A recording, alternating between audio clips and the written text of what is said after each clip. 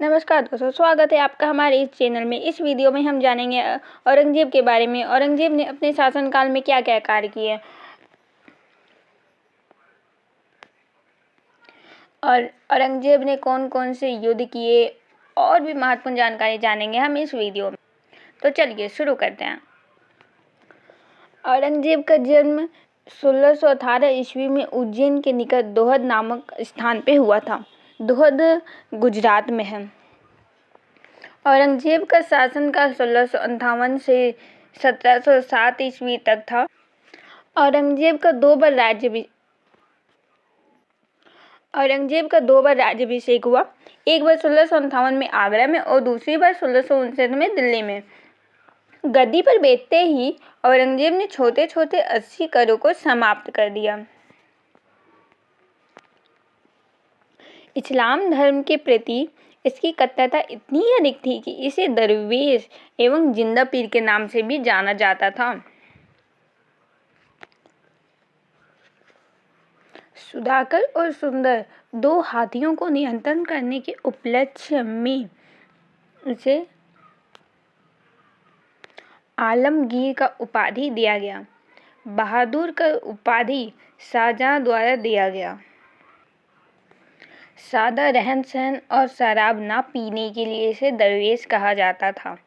अबुल मुजफ्फर मुहिउद्दीन मोहम्मद औरंगजेब बहादुर आलमगीर बादशाह गाजी राज्याभिषेक के अवसर पर यह उपाधि धारण की।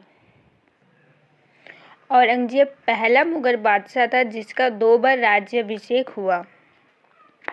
40 वर्ष की उम्र में चगताई परंपरा को तोड़ते हुए औरंगजेब बादशाह बना। चगताई परंपरा ये एक परंपरा है जिसे कि पिता के जीवित रहते ही बेटा बादशाह नहीं बन सकता था और औरंगजेब ने पिता के जीवित रहते ही बादशाह बना था। इसे चगताई परंपरा कहते हैं।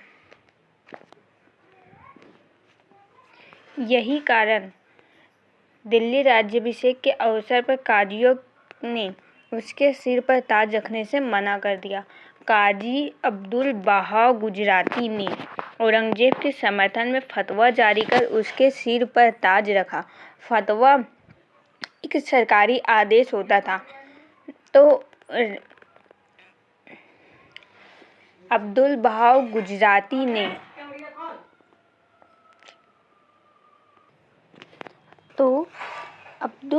गुजराती ने औरंगजेब के समर्थन में फतवा जारी कर उसके सर पर ताज रख दिया। तो औरंगजेब ने इसे अपना प्रधान काजी बना लिया। यह काजी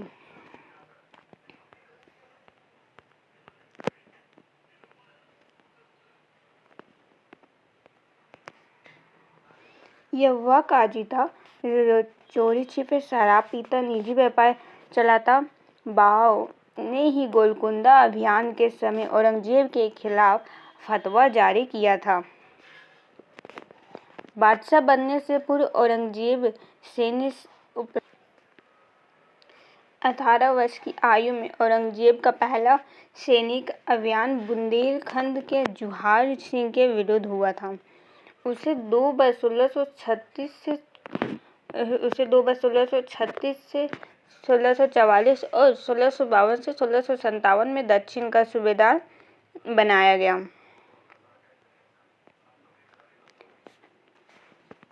1645 से 1647 में वह गुजरात का सूबेदार बना और वहां के चिंतामणि मंदिर को नष्ट कर दिया। 1647 से 1652 तक मुल्तान का सूबेदार बना रहा। इस समय बल्ख खां और कंधार अभियान का सेनापति बना।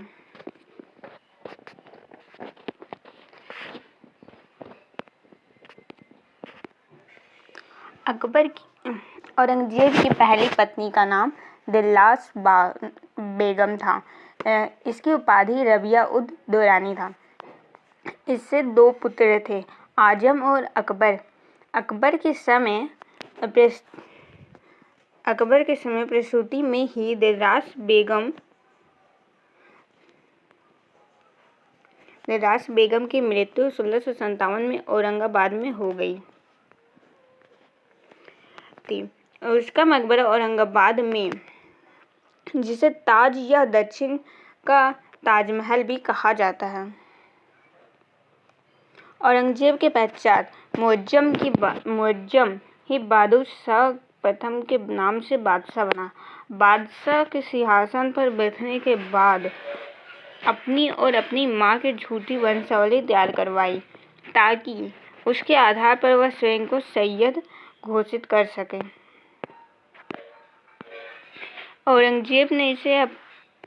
औरंगजेब ने अपने इसी पुत्र को बीजापुर और गोलकुंडा के सुल्तानों से गुप्त समझौता करने के कारण 12 वर्ष तक बंदी बनाकर रखा था। मुल्तान मोहम्मद सुल्तान को सरसूजा से मिल जाने के अपराध में औरंगजेब ने ग्वालियर जेल में डाल दिया, जहां 1676 में इसकी मृत्यु हो गई। नवाब बाई को औरंगजेब ने दिल्ली के कैद खाने में डाल दिया, जहां उसकी मृत्यु हो गई। नवाब बाई ने घाटी के फरदापुर में एक सराय बनवाई और औरंगाबाद के पास बाजीपुरा नामक उपनगर बनाया। जेबो-निसा औरंगजेब की सबसे बड़ी संतान थी। वह एक कवयित्री थी और मखबी उपनाम से अनेकों फारसी में गीत लिखा। उसने दिल्ली में एक पुस्तकालय बैतुल उलूम की स्थापना की। जेबो-निसा को कुरान मुंजवानी याद था, जिसके लिए औरंगजेब ने उसे 30,000 रुपये दिया था। इसने गणित एवं न्यायशास्त्र का गहन अध्ययन किया था।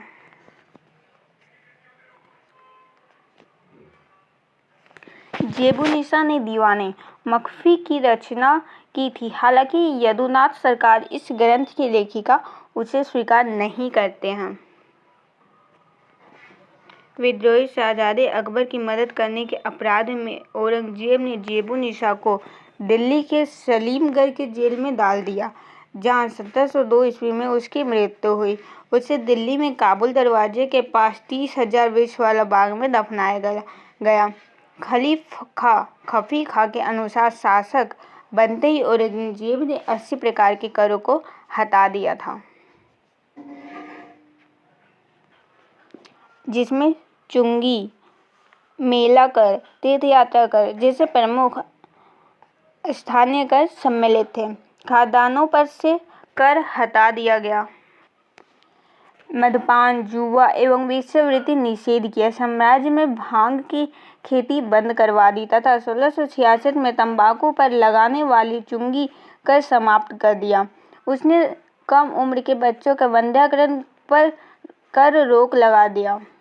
दास व्यापार निषेध कर दिया। 19 दिनों तक चलने वाले फारसी त्योहार नौरोज को बंद करवा दिया। मुद्राओं पर कलमा लिखवाना बंद करवा दिया।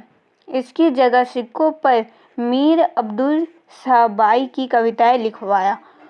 उसने फारसी कवि हाफिज की कवियों का निषेध कर दिया।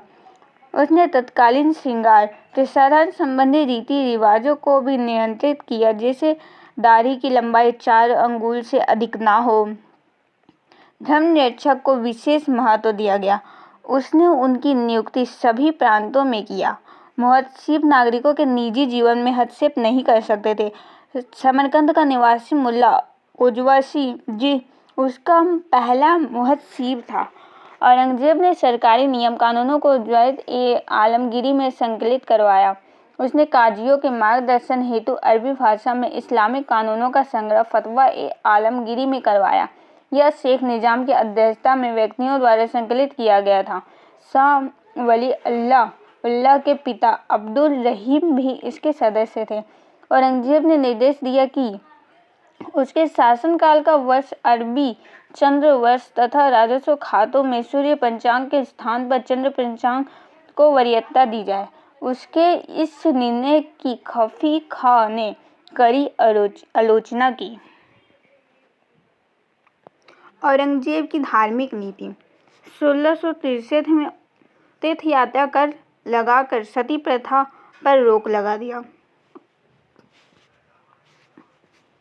1663 में औरंगजेब ने तीर्थयात्रा कर लगाकर सती प्रथा पर रोक लगा दिया।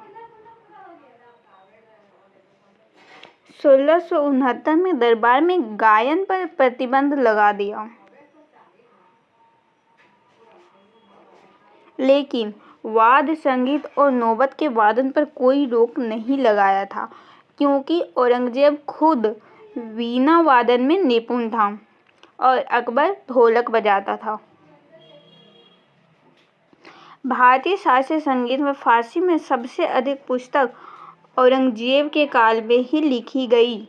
अकबर द्वारा प्रारंभ झरोखा दर्शन को 1669 में तथा 1670 में तुलादान को बंद करवा दिया, लेकिन सामाजिक जनमत के दबाव के फलस्वरूप उसे तुलादान मनाने की छूट देनी पड़ी।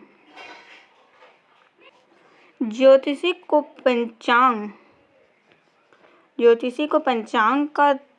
पंचांग तैयार करने से मना कर दिया, लेकिन शाही परिवार का ऐसा कोई भी सदस्य नहीं था जिसने इस आदेश का उल्लंघन न किया हो। मनुची बतलाता है कि नर्तकियों और वेश्यों को विवाह कर लेने या राज्य छोड़ने की आज्ञा दी गई। 1679 में हिंदू शासकों को टीका देने की प्रथा बंद कर दिया, जबकि प्रशासन में सर्वाधिक हिंदू अधिकारी 33% इसी समय नियुक्त हुए थे। वहीं शाहजहां के काल में उनकी संख्या 25% ही थी।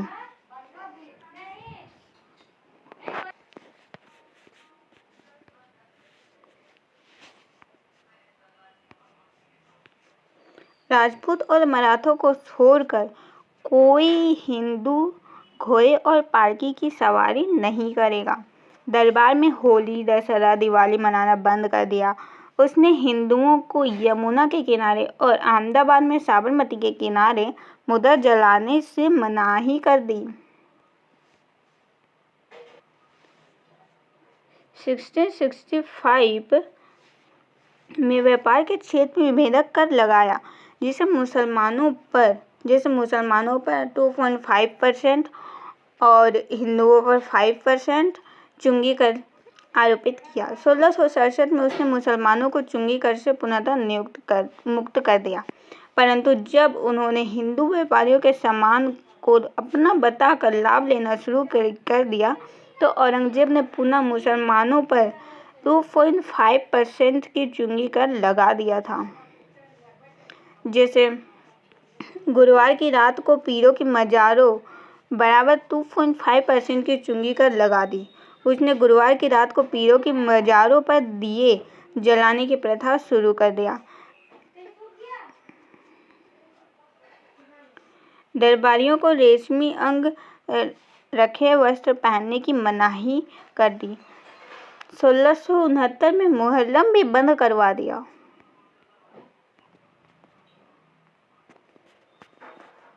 1670 में अपना जन्मदिन मनाना बंद कर दिया।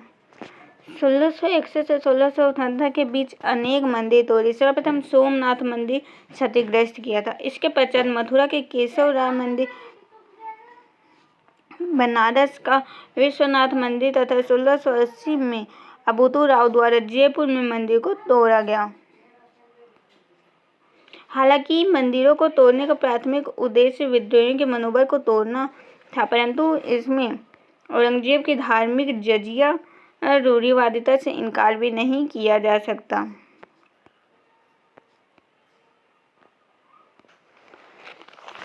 औरंगजेब ने 1679 में जजिया कर को पुनः लागू कर दिया। अकबर ने जिस जजिया कर को समाप्त कर दिया था, औरंगजेब ने उसे पुनः लागू कर दिया।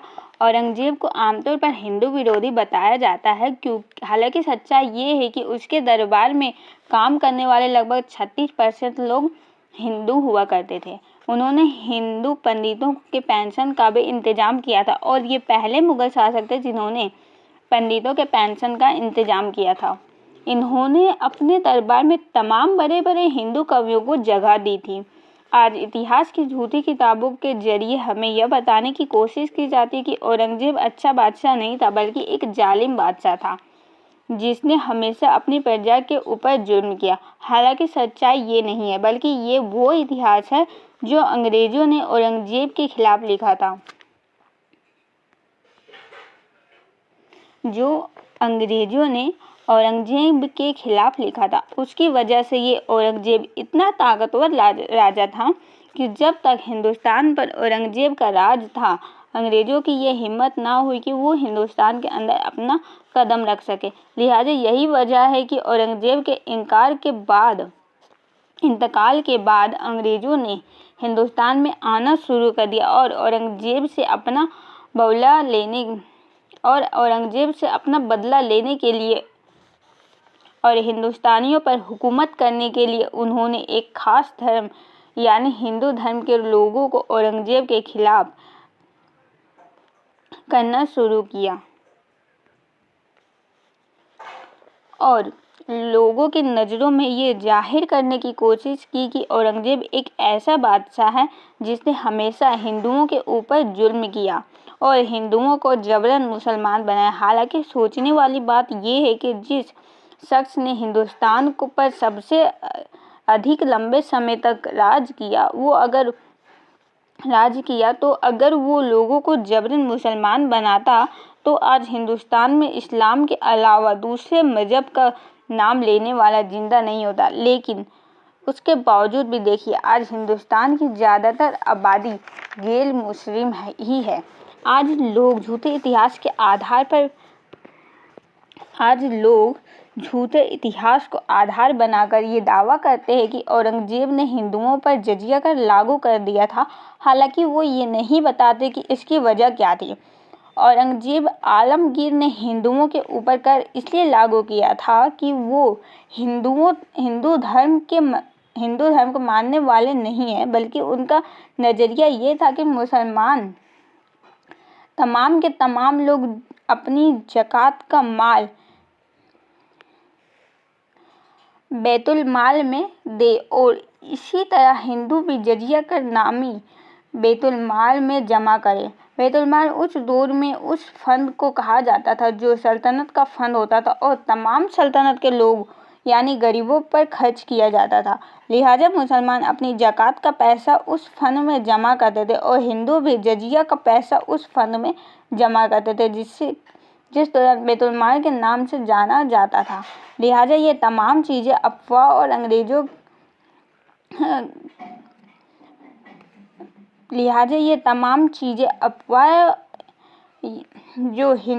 जो उन्होंने हम पर हुकूमत करने के लिए चली थी। हालांकि हम लोगों को चाहिए कि औरंगज़ेब के सही इतिहास को पढ़ें और जानें।